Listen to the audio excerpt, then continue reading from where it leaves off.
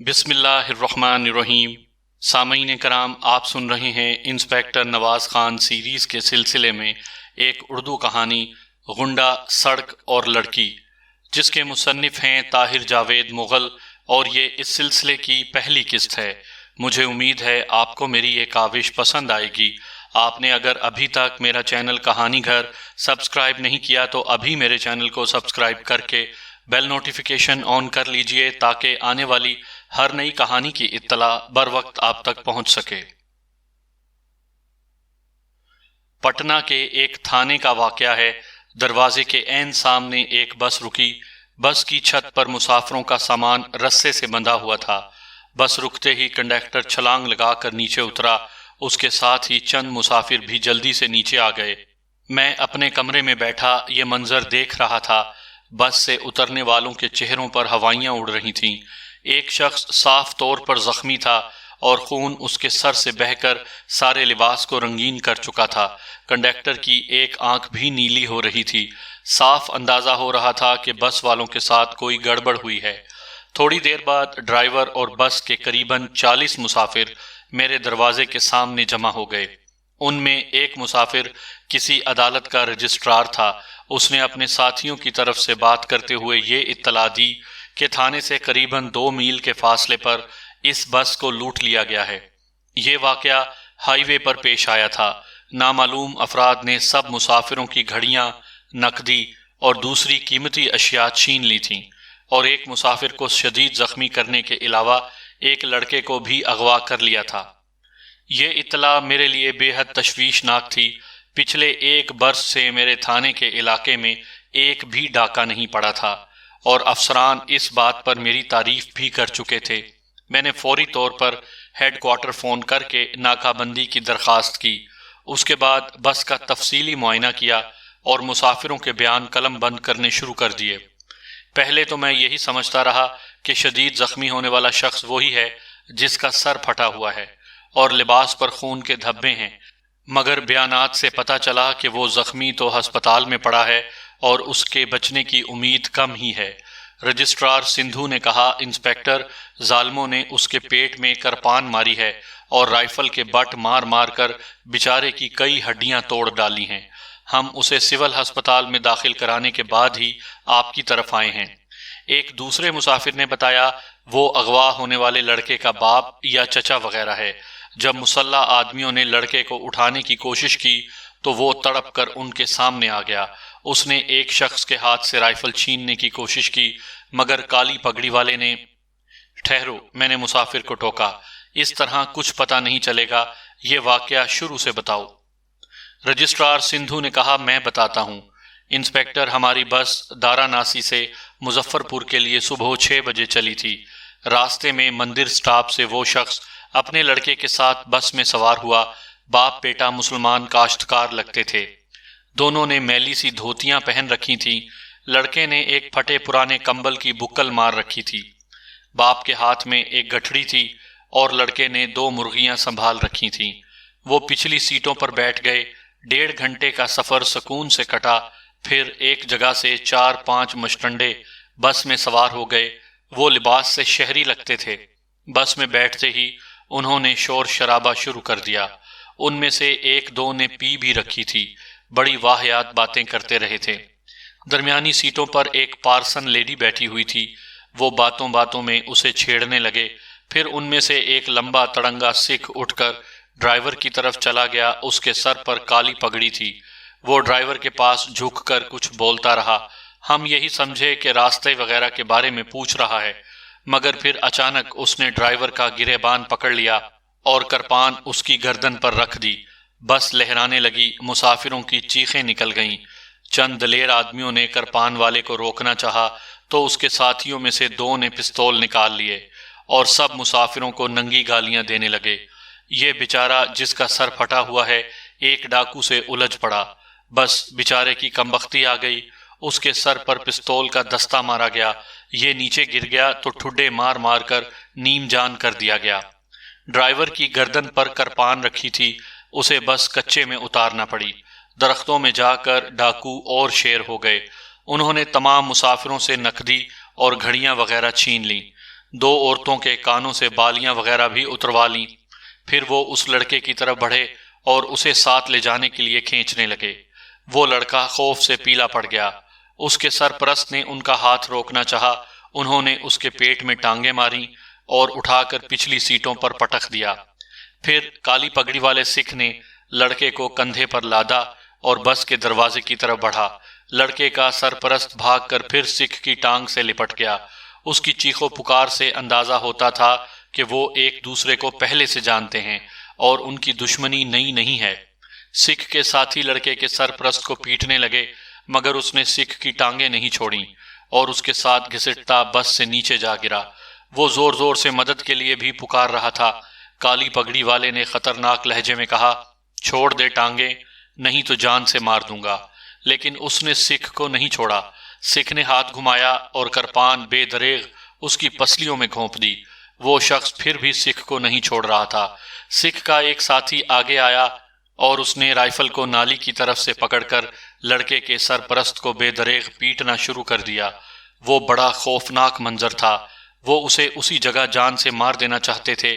گولی صرف اس لیے نہیں چلا رہے تھے کہ ارد گرد کھیتوں میں کام کرنے والے ہوشیار نہ ہو جائیں۔ ہماری طرف اسلحہ اٹھا ہوا تھا، ہم بالکل بے بس تھے۔ آخر لڑکے کے سرپرست نے بے سود ہو کر کالی پگڑی والے سکھ کی ٹانگیں چھوڑ دیں اور وہ لوگ بھاگتے ہوئے درختوں میں گم ہو گئے۔ اغوا اور ڈکیتی کی رپورٹ درج کروانے کے بعد میں اس شخص کو دیکھنے ہسپتال روانہ ہوا جس نے اس واردات میں سب سے زیادہ نقصان اٹھایا تھا۔ ہسپتال والوں نے بتایا کہ زخمی کی حالت مخدوش ہے اور وہ بیان دینے کے قابل نہیں۔ وہ ہنگامی وارڈ میں تھا۔ میں نے اس کی صورت دیکھی، اسے خون اور گلوکوز لگا ہوا تھا۔ عمر 45 سال کے لگ بھگ تھی۔ اس نے داڑھی رکھی ہوئی تھی اور ماتھے پر محراب بھی تھا۔ دیکھتے ہی اندازہ ہو جاتا تھا کہ وہ مسلمان ہے۔ شکل و صورت سے شریف اور صلح پسند آدمی نظر آتا تھا۔ معلوم نہیں اس کی دشمنی کس سے اور کیوں پیدا ہوئی تھی۔ بس کے مسافروں میں سے کوئی ایک بھی مجرموں کو پہچان نہیں سکا تھا، نہ ہی وہ مضروب اور اس مغوی لڑکے کو پہچانتے تھے، یعنی اس وقت تک سب اندھیرے میں تھے۔ جب تک زخمی ہوش میں نہ آتا کوئی رائے قائم کرنا بہت مشکل تھا۔ میں نے بڑے ڈاکٹر سے ملاقات کی۔ اس نے بتایا کہ زخم گہرا ہے۔ کرپان دائیں پسلیوں کے اندر قریباً 3 انچ تک گئی ہے۔ پھیپھڑے پر زخم آئے ہیں۔ اس کے علاوہ رائفل کی ضربوں سے نچلا جبڑا اور دونوں بازوؤں کی ہڈیاں کئی جگہ سے ٹوٹ گئی ہیں۔ ڈاکٹر نے کہا کہ اگلے 12 گھنٹوں تک مریض کا ہوش میں آنا بہت مشکل ہے، اور اگر ایسا ہو بھی گیا تو وہ بیان دینے کے قابل نہیں ہوگا۔ میں نے ڈاکٹر سے ان اشیاء کے بارے میں پوچھا جو زخمی کے لباس سے برآمد ہوئی تھیں۔ ڈاکٹر نے مجھے اپنے معاون کے ساتھ ہسپتال کے سٹور میں بھیج دیا۔ یہاں ایک الماری میں زخمی کا خون آلود دھوتی کرتا اور دیگر اشیاء رکھی تھی۔ دھوتی کرتا بوسیدہ تھا اور اس میں پسینے کی مہک رچی بسی تھی۔ کرتے کی جیب سے بس کے 2 ٹکٹ نکلے تھے، تھوڑی سی نقدی تھی، ایک پنچ سورا اور ایک چھوٹا سا جیبی چاقو تھا۔ میں نے یہ ساری چیزیں اپنی تحویل میں لے لیں۔ اس کے بعد ایک فوٹوگرافر کو بلوایا اور زخمی کی 2 تصویریں اتروا لیں۔ ان کاموں سے فارغ ہو کر میں ہسپتال سے واپس تھانے پہنچا۔ تھانے میں زخمی کی گٹھڑی موجود تھی اور وہ مرغیاں بھی تھیں جو مغوی لڑکے کے ہاتھوں سے نکل کر بس میں رہ گئی تھیں۔ میرے لیے اہم چیز گٹھڑی تھی۔ میں نے اسے احتیاط سے کھولا۔ اس میں کپڑے تھے، گڑ کی ایک پوٹلی تھی، تھوڑا سا تمباکو اور ستو تھے۔ کپڑوں میں سے 3 جوڑے مردانہ تھے جن کے بارے میں اندازہ لگایا کہ یہ لڑکے اور اس کے سرپرست کے ہیں، جبکہ 3 جوڑے کسی عورت کے تھے۔ میں نے بہت کوشش کی لیکن گٹھڑی میں سے لڑکے اور اس کے سرپرست کے نام پتے کا کوئی کھوج نہیں ملا۔ اب آ جا کے مندر سٹاپ والا سراغ ہی رہ جاتا تھا۔ باپ بیٹا وہاں سے بس میں سوار ہوئے تھے۔ میں نے اگلے روز علی الصبح بلال شاہ کو ساتھ لیا اور سرکاری جیپ میں پٹنہ سے مندر سٹاپ کی طرف روانہ ہوا۔ یہ جگہ شہر سے کوئی 30 میل کے فاصلے پر تھی۔ جیپ میں ہمارے ساتھ رجسٹرار سندھو بھی تھا۔ یہ بنگالی پٹنہ ہی کا رہنے والا تھا اور ہمارے ساتھ بہت تعاون کر رہا تھا۔ راستے میں سندھو سے مسلسل گفتگو ہوتی رہی۔ میرے پوچھنے پر سندھو نے بتایا کہ لڑکے کی عمر 13-14 سال ہوگی یا ہو سکتا ہے اس سے کچھ کم زیادہ ہو۔ اس نے بادامی رنگ کا میلا سا کھیس لپیٹ رکھا تھا، چہرے اور ہاتھوں پر کالک لگی ہوئی تھی، لگتا تھا شہر میں موٹر مکینکی کرتا ہے۔ اگر اس کے سر پر استرا نہ پھیرا ہوتا اور وہ نہا دھو کر اچھے کپڑے پہن لیتا تو خاصا خوبصورت نظر آتا۔ میں نے سندھو سے پوچھا، تمہارا اپنا کیا اندازہ ہے؟ لڑکے کو کیوں اغوا کیا گیا ہے؟ وہ الجھے ہوئے لہجے میں بولا، انسپیکٹر میں کچھ کہہ نہیں سکتا، کوئی پرانی دشمنی لگتی ہے۔ وہ باپ بیٹے کو سنگین گالیاں بھی دے رہے تھے۔ لڑکا ان سے بہت ڈرا ہوا تھا اور اس کے حلق سے آواز تک نکل نہیں رہی تھی۔ ہاں، باپ نے کافی دلیری دکھائی۔ وہ آخر وقت تک اغوا کرنے والوں سے لڑتا رہا، مار کھاتا رہا اور چیختا چلاتا بھی رہا۔ وہ بار بار کہہ رہا تھا، ہمارا کیا قصور ہے؟ ہم نے تمہارا کیا بگاڑا ہے؟ ایک مشٹنڈے نے کہکا لگایا اور گالی دے کر کہا، تم نے کچھ نہیں بگاڑا، لیکن تمہاری کچھ لگتی نے تو بگاڑا ہے نا، کلیجہ چھلنی کر دیا ہے ہمارا۔ سندھو کا بتایا ہوا یہ جملہ خاصا اہم تھا۔ کسی اور نے اپنے بیان میں یہ بات نہیں بتائی تھی، یا شاید بدحواسی میں کسی کو یاد ہی نہ رہا ہو۔ سندھو بولا، ہو سکتا ہے وہ غنڈے کسی عورت کے چکر میں ہوں اور اسے قابو کرنے کے لیے انہوں نے لڑکے کو اغوا کر لیا ہو۔ میں نے کہا، تمہارا مطلب یہ ہے کہ لڑکا اس عورت کا بھائی یا بیٹا وغیرہ ہوگا؟ اندازہ تو یہی کہتا ہے جی۔ میرا دھیان ان کپڑوں کی طرف چلا گیا جو زخمی کی گٹھڑی سے برآمد ہوئے تھے۔ ان میں زنانہ لباس بھی تھے، لیکن کوئی عورت لڑکے اور اس کے سرپرست کے ساتھ موجود نہیں تھی۔ مجھے یوں لگ رہا تھا جیسے لڑکا، لڑکے کا سرپرست اور وہ عورت مجرموں کے خوف سے بھاگے تھے، لیکن راستے میں انہوں نے عورت کو کہیں چھپا دیا یا کسی کی پناہ میں دے دیا اور خود مظفر پور کی طرف جا رہے تھے کہ پکڑے گئے۔ بہرحال کئی امکانات ہو سکتے تھے۔ میں جلد از جلد مندر اسٹاپ پہنچنا چاہتا تھا۔ اس علاقے کا تھانے دار تیواری سنگھ میرا بڑا گہرا شناسا تھا۔ امید تھی وہ بھرپور تعاون کرے گا۔ ہم دوپہر کے وقت مندر اسٹاپ پہنچے اور سیدھے تیواری کے تھانے کا رخ کیا۔ تیواری سنگھ خوش اخلاقی سے ملا۔ چائے وغیرہ سے فارغ ہو کر میں نے اسے اپنی آمد کا مقصد بتایا اور مدد چاہی۔ میں نے اسے زخمی کی وہ تصویریں بھی دکھائیں جو ہسپتال میں کھینچی گئی تھیں۔ تھانے دار نے اسی وقت ایک ادھیڑ عمر ہندو کوچوان کو قریبی گاؤں سے تھانے بلا بھیجا۔ اس شخص کا نام رام دیا تھا۔ تھانے دار تیواری نے بتایا کہ رام دیا مندر اسٹاپ کے تانگا اڈے کا سب سے پرانا کوچوان ہے۔ قریبی دیہات سے جتنے بھی تانگے، چھکڑے وغیرہ اسٹاپ پر آتے ہیں، یہ ان سب کے مالکوں سے واقف ہے، بلکہ ان کے دلوں کے حال بھی جانتا ہے۔ تیواری نے رام دیا سے کہا کہ وہ سب کوچوانوں کو اڈے پر اکٹھا کرے، ہم 1-2 گھنٹے میں وہاں پہنچ رہے ہیں۔ رام دیا نے پریشانی سے پوچھا، خیر تو ہے بابو جی؟ تیواری نے کہا، خیر ہی ہے، کوچوانوں سے کچھ سواریوں کے بارے میں پوچھنا ہے۔ یہ سواریاں کل صبح مندر اسٹاپ سے مظفر پور جانے والی بس میں سوار ہوئی تھیں۔ دیا رام نے کہا، سواریوں کا حلیہ وغیرہ؟ تیواری نے میری دی ہوئی دونوں تصویریں دیا رام کے سامنے کر دیں۔ دیا رام کچھ دیر غور سے تصویریں دیکھتا رہا۔ اس کی آنکھوں میں بلا کی ذہانت تھی۔ اچانک بولا، بابو جی، اس شخص کے ساتھ ایک گورا چٹا بالک بھی تھا، بادامی رنگ کے کھیس والا، اس نے نسواری چپل پہن رکھی تھی۔ ہاں ہاں، میں نے بے اختیار کہا، اور ایک گٹھڑی بھی تھی ان کے پاس۔ بالکل، بلال شاہ نے دل و جان سے اقرار کیا، میں نے انہیں کل اڈے پر دیکھا تھا۔ میرے بیٹے چھوٹو نے ان سے بات بھی کی تھی۔ میرا خیال ہے بابو صاحب، ہمیں سارے کوچوانوں کی بلانے کی ضرورت نہ ہے، ہم اپنے بیٹے چھوٹو کو بلا لیتا ہوں، وہی ہم کو ان کے بارے میں بتا دے گا۔ میں دیا رام کی یادداشت پر حیران ہوا۔ وہ تصویریں دیکھ کر اس نے نہ صرف زخمی کو پہچان لیا، بلکہ یہ بھی بتا دیا تھا کہ اس کے ساتھ لڑکے نے بادامی کھیس اور نسواری چپل پہن رکھی تھی۔ انسپیکٹر تیواری کو دیا رام پر مکمل بھروسہ تھا۔ اس نے دیا رام کو بھیجا اور وہ آدھ گھنٹے بعد اپنے بیٹے چھوٹو رام کو لے کر تھانے آ گیا۔ چھوٹو رام بھی باپ کی طرح گدرائے ہوئے جسم کا گول مٹول شخص تھا۔ وہ تھانے بلائے جانے سے قطعی پریشان نہیں تھا۔ لگتا تھا انسپیکٹر تیواری سے دونوں کوچوانوں کی گاڑی چھنتی ہے اور وہ وقتاً فوقتاً اسے خبریں لا کر دیتے رہتے ہیں۔ چھوٹو رام نے کہا، جناب، وہ باپ بیٹا کسی تانگے یا چھکڑے پر نہیں آئے تھے، بلکہ 20 کوس پیدل چل کر ناری پور سے پکی سڑک تک پہنچے تھے۔ انہوں نے مجھ سے بس کا سمے پوچھا تھا۔ میں نے کہا تھا، پہلی بس تو صبح 4 بجے نکل گئی ہے، دوجی بس 8 بجے آئے گی اور دوپہر 1:30 بجے مظفر پور جائے گی۔ وہ دونوں مظفر پور جانا چاہتے تھے، وہاں ان کا کوئی رشتہ دار رہتا ہے۔ وہ بہت تھکے ہوئے تھے، خاص طور پر لڑکے کا تو برا حال تھا، جوتا اس کے پاؤں میں کاٹ رہا تھا اور ایڑی زخمی ہو گئی تھی۔ ویسے وہ کچھ عجیب سا لڑکا تھا، چپ چاپ اور سہما ہوا، جیسے کوئی اس کے پیچھے لگا ہوا ہو۔ میں نے پوچھا، تمہیں یقین ہے کہ ان کے ساتھ کوئی تیسرا نہیں تھا؟ میرا مطلب ہے کوئی لڑکی یا عورت؟ نہیں حضور، وہ میرے سامنے اڈے پر پہنچے تھے اور میرے سامنے ہی لاری میں بیٹھے تھے۔ کرم دین، اشوک اور رمضان علی چھکڑا بان گواہ ہیں اس بات کے۔ اپنی طویل گفتگو میں چھوٹو رام نے صرف ایک کام کی بات بتائی تھی، اور وہ یہ کہ لڑکا اور زخمی آپس میں باپ بیٹا تھے اور ان کا تعلق ناری پور سے تھا۔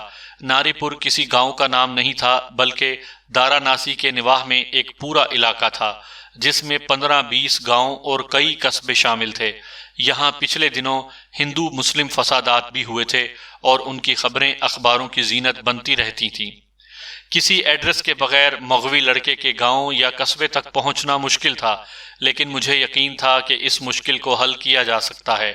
ہر تھانے میں پولیس کے مخبر ہوتے ہیں، اور اگر وہ دل لگا کر کوشش کریں تو گھر سے غائب ہو جانے والے کسی شخص کو ڈھونڈ لینا ان کے لیے مشکل نہیں ہوتا۔ مگر اس سر کھپائی کی نوبت تو تب آتی جب زخمی کوئی بیان نہ دے سکتا، اور مجھے امید تھی کہ وہ بیان دے سکے گا۔ اسی روز میں اور بلال شاہ مندر سٹاپ سے واپس شہر آ گئے۔ اگلے روز میرا سب انسپیکٹر سارا دن کوشش کرتا رہا کہ کسی طرح زخمی سے اس کا نام پتہ پوچھ سکے، مگر ڈاکٹروں نے اسے اپنے مریض تک نہیں جانے دیا۔ ان کا خیال تھا کہ مریض کی حالت اس قابل نہیں۔ رات گئے میں خود ہسپتال پہنچا اور انچارج ڈاکٹر سے کہہ سن کر زخمی سے بات کرنے کی اجازت لے لی۔ زخمی کے پاس جا کر احساس ہوا کہ ڈاکٹر ٹھیک ہی کہتے تھے۔ وہ ابھی تک نیم بے ہوش تھا، اس کا چہرہ سوج چکا تھا اور سانس آسانی سے نہیں آتی تھی۔ پہلے میں نے سوچا کہ واپس لوٹ جاؤں، لیکن پھر دل میں آئی کہ اب آیا ہوں تو بات کر ہی لی جائے، اور یہ فیصلہ کر کے میں نے ٹھیک ہی کیا، کیونکہ وہ رات زخمی کی آخری رات تھی۔ اگلے روز علی الصبح وہ جاں بحق ہو گیا۔ میں نے چہرہ اس کے چہرے کے پاس کیا اور کندھے کو ذرا سا ہلا کر کہا، سنو، میں انسپیکٹر نواز خاں ہوں، تمہاری مدد کرنا چاہتا ہوں۔ ہندو گنڈے تمہارے بچے کو اٹھا کر لے گئے ہیں، میں اسے ڈھونڈ نکالوں گا، مگر اس کے لیے تمہاری مدد کی ضرورت ہے۔ تم میری بات سن رہے ہو نا؟ اس نے اپنی پوری کوشش کے ساتھ آنکھیں کھولیں اور دھندلائی نظروں سے میری طرف دیکھا، مگر تا دیر نہیں دیکھ سکا اور پلکیں بھاری ہو کر نیچے گر گئیں۔ میں نے کہا، تم حملہ آوروں کے نام بتا سکتے ہو؟ اس کے نیلگوں ہونٹوں میں جنبش پیدا ہوئی۔ میں نے کان اس کے ہونٹوں سے لگا دیا۔ وہ کسی کا نام لے رہا تھا۔ بے پناہ کوشش کے باوجود میں یہ نام نہیں سن سکا۔ تفتیش کرنے والے کے لیے یہ بہت بے بسی کا لمحہ ہوتا ہے۔ مظلوم اس کے سامنے ہوتا ہے، ظالم کا نام مظلوم کے ہونٹوں پر ہوتا ہے، لیکن جسم میں اتنی توانائی نہیں ہوتی کہ وہ قانون کی مدد کر سکے۔ صرف 2-3 لفظوں کی بات ہوتی ہے، مگر ساری زندگی کروڑوں الفاظ بولنے والا شخص اپنی زندگی کے یہ اہم ترین الفاظ ادا کرنے سے قاصر رہتا ہے۔ ایسے موقعوں پر تحریر سے کام لیا جاتا ہے۔ میرا دھیان بھی اس طرف گیا، لیکن ایک تو زخمی کے دونوں ہاتھ پلستروں میں جکڑے ہوئے تھے، دوسرا وہ پڑھا لکھا بھی دکھائی نہیں دیتا تھا۔ مجبوری ہی مجبوری تھی۔ پہلے سوال کا جواب حاصل کرنے میں ناکام رہنے کے بعد میں نے دوسرا سوال کیا۔ میں نے پوچھا، تم ناری پور کے کس گاؤں سے آئے ہو؟ 2-3 بار سوال دہرایا تو بات اس کی سمجھ میں آئی۔ اس کے لب ایک بار پھر ہلنے لگے۔ میں نے کان پھر اس کے ہونٹوں سے لگایا۔ بار بار ایک مدھم سرگوشی کانوں تک پہنچ رہی تھی، لیکن سمجھ میں کچھ نہیں آ رہا تھا۔ میں نے اس کے ہونٹوں کی طرف دیکھا۔ ہر بار جب وہ اپنے گاؤں کا نام بتانے لگتا تھا، اس کے دونوں ہونٹ ایک دوسرے سے مل جاتے تھے۔ یہ بڑی باریک سی بات تھی، لیکن اتفاقاً نظر میں آ گئی۔ اس بات کا نظر میں آنا بعد میں میرے لیے مددگار ثابت ہوا۔ ہونٹوں کے ملنے سے مجھے اندازہ ہوا کہ وہ جس گاؤں کا نام لے رہا ہے اس کا پہلا حرف بے، پے یا میم ہے۔ اردو کے تمام حروف میں سے یہی 3 حرف ہیں جنہیں ادا کرتے ہوئے ہونٹ آپس میں مل جاتے ہیں۔ اس نقطے کو ذہن میں رکھنے کے بعد میں ایک بار پھر زخمی کی سرگوشیاں سمجھنے کی کوشش کی اور ایک بار پھر ناکامی ہوئی۔ مجھے محسوس ہوا کہ فی الوقت زخمی سے کچھ بھی معلوم کرنا ممکن نہیں۔ میں نے اس سے تسلی تشفی کی چند باتیں کیں اور کہا کہ وہ بے فکر رہے۔ اس کا بیٹا جہاں بھی ہے ہم ڈھونڈ نکالیں گے، وہ بس جلد سے جلد ٹھیک ہونے کی کوشش کرے۔ اس نے بھرپور کوشش کے ساتھ دوبارہ اپنی پلکیں اٹھا کر میری طرف دیکھا۔ یہ نظریں مجھے ہمیشہ یاد رہیں گی۔ ان نظروں میں آنسو تھے، التجائیں تھیں، درد کا سمندر تھا، اور یہ خاموش گزارش تھی، دیکھو میں تمہارا مسلمان بھائی ہوں، مفلس اور مجبور ہوں، مجھ پر ظلم ہوا ہے، بہت بڑا ظلم ہوا ہے، میری مدد کرو، بے رحم دشمنوں کے خلاف میری مدد کرو۔ زخمی زیادہ دیر میری طرف نہیں دیکھ سکا، اس کی ناتوانی پلکوں کا بوجھ اٹھانے سے قاصر تھی۔ آنکھیں پھر بند ہو گئیں۔ میں بوجھل دل کے ساتھ اس کے پاس سے اٹھ آیا۔ میرا دل کہہ رہا تھا کہ میں اس نیک صورت شخص کو آخری بار دیکھ چکا ہوں۔ جیسا کہ میں نے بتایا ہے، اگلے روز علی الصبح زخمی نے دم توڑ دیا۔ ضروری کارروائی کے بعد اس کی لاش ہسپتال کے مردہ خانے میں رکھ دی گئی۔ اب یہ معاملہ قتل کیس بننے کے بعد زیادہ اہم ہو چکا تھا۔ میں نے فوری طور پر ناری پور جانے کا فیصلہ کیا۔ ایک سب انسپیکٹر کو چارج دینے کے بعد میں نے عملے کے 2 آدمی ساتھ لیے اور پٹنہ سے براستہ غازی پور ناری پور روانہ ہو گیا۔ ناری پور، پٹنہ، بھاگلپور کے علاقے کچھ زیادہ خوشحال نہیں تھے۔ ان دنوں تو ویسے بھی بنگال میں قحط کی سی کیفیت تھی۔ اس بھوک ننگ کا اثر ان علاقوں میں بھی تھا۔ کمزور لوگ، لاغر مویشی، بھوکے ننگے بچے اور خشک زمینیں۔ ناری پور میں مجھے دور تک یہی مناظر نظر آئے۔ مسلمانوں کی حالت زیادہ پتلی تھی۔ ناری پور میں تو جیسے انہیں سانپ سونگا ہوا تھا۔ بھوک اور غربت کی مار تو پڑ ہی رہی تھی۔ ہندو اکثریت نے بھی ہر طرح سے ان کا ناطقہ بند کر رکھا تھا۔ مسلمان راہگیر ہماری سرکاری جیپ کو سہم کر دیکھتے اور راستے سے فوراً ہٹ جاتے۔ گلیوں، بازاروں اور کھیت کھلیانوں میں کہیں مجھے کوئی مسلمان عورت نظر نہیں آئی۔ صاف محسوس ہو رہا تھا کہ چند ہفتے پہلے ہونے والے ہندو مسلم فساد کے اثرات ابھی تک یہاں موجود ہیں۔ ہم ایک طویل کچے راستے پر سفر کرنے کے بعد شام 6 بجے ناری پور کے تھانے میں جا پہنچے۔ یہاں کا انسپیکٹر ایک فربا اندام ہندو روپ رائے تھا۔ روپ رائے پر روپ تو نام کو نہیں تھا، بس گوشت ہی گوشت چڑھا ہوا تھا۔ اس بدحال علاقے میں ایسے موٹے تازے شخص کو دیکھ کر حیرانی ہوتی تھی۔ یوں لگتا تھا اس علاقے کی بدحالی اور بھوک کا ذمہ دار یہی شخص ہے۔ بلال شاہ روپ رائے کو دیکھ کر خوش ہوا۔ وجہ صاف ظاہر تھی، روپ رائے کھانے پینے کا شوقین لگتا تھا اور ایسے شخص کا مہمان بن کر بلال شاہ کو ہمیشہ مسرت ہوتی تھی۔ روپ رائے ہماری آمد پر حیران ہوا، تاہم جب میں نے اسے اپنا مکمل تعارف کروایا اور آمد کی وجہ بیان کی تو اس کی الجھن کم ہو گئی۔ اس نے ہماری آؤ بھگت کی اور تھانے کے 2 صاف ستھرے کمروں میں ہمارے بستر لگا دیے۔ رات ہم چین سے سوئے، صرف رجسٹرار سندھو کو مشکل پیش آئی۔ کہیں سے ایک موٹی سی چھپکلی اس کے بستر پر آ گری۔ سندھو نے اسے مار بھگایا، لیکن وہ پھر ہم بستر ہونے کے لیے آ گئی۔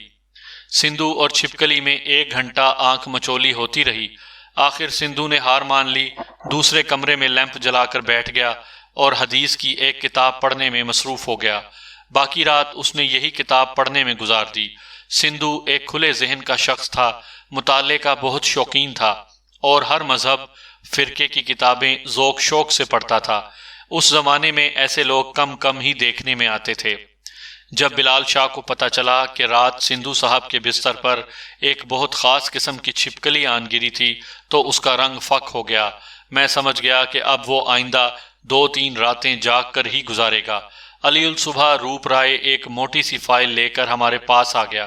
اس نے کہا، انسپیکٹر نواز، میں نے قریباً ساری چوکیوں میں پتہ کر لیا ہے۔ پچھلے 15-20 روز میں کہیں بھی کسی باپ بیٹے کی گمشدگی کی رپورٹ درج نہیں ہوئی، نہ ہی کسی مخبر نے ایسی اطلاع دی ہے۔ یہاں رپورٹ کرانے کا رواج بہت کم ہے اور گمشدگی وغیرہ کی رپورٹ تو کوئی درج کراتا ہی نہیں۔ لوگ خود ہی اپنے معاملے نپٹانا چاہتے ہیں یا پھر عاملوں اور تعویذ گنڈے والوں کا سہارا لیتے ہیں۔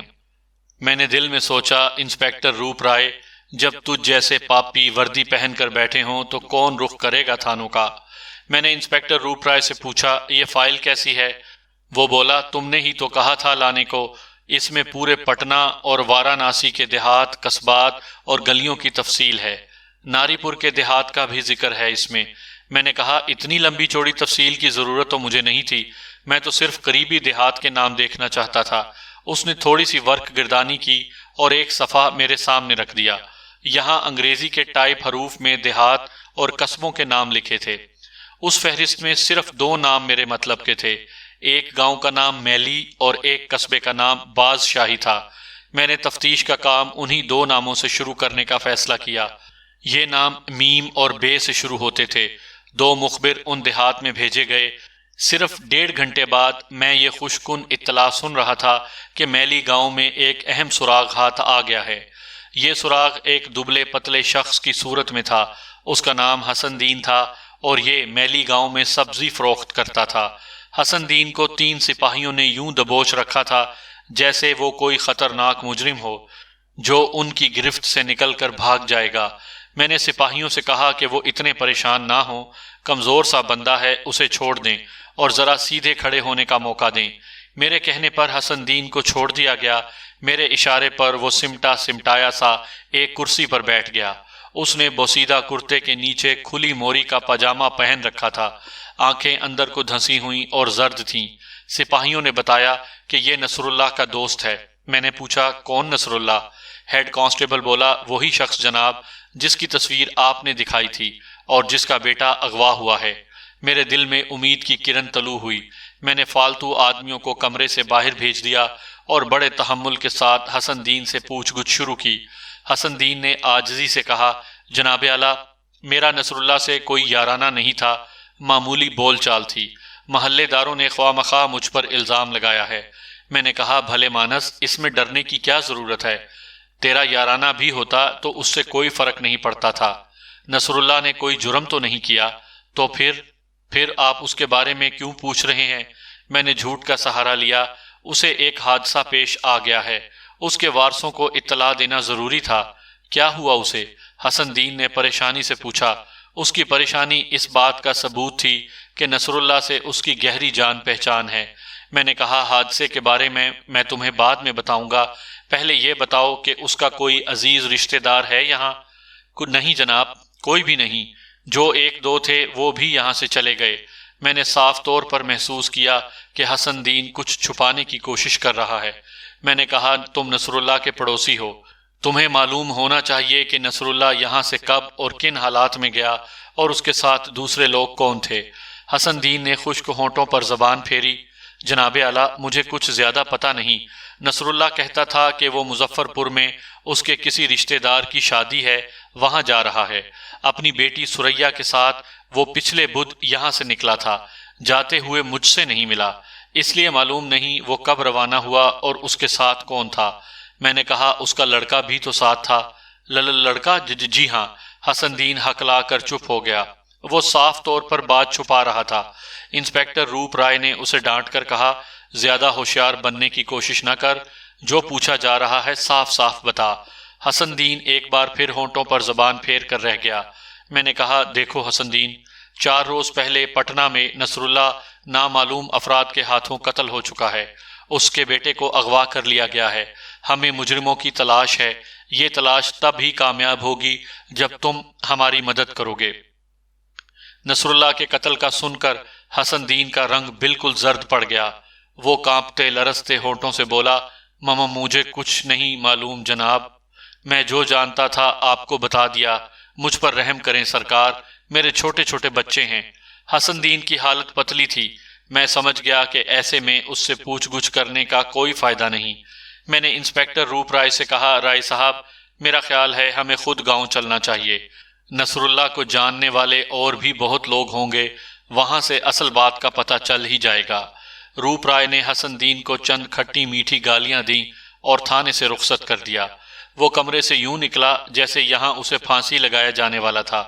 دوپہر کا شہنشاہی کھانا کھانے کے بعد جب بلال شاہ کو گوکی یعنی غنودگی چڑھنے والی تھی تو میں نے اس سے کہا کہ ہم میلی جا رہے ہیں، شام تک آ جائیں گے، فکر مند نہ ہونا۔